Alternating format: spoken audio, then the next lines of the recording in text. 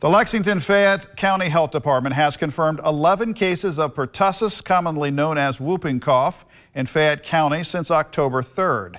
Now, 10 of the cases involve school-age children, and one case is a 1-year-old child.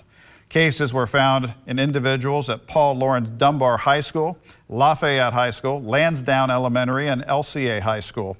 Pertussis is a highly contagious respiratory illness spread through coughing and sneezing, and it can be particularly severe for infants and for those with chronic conditions.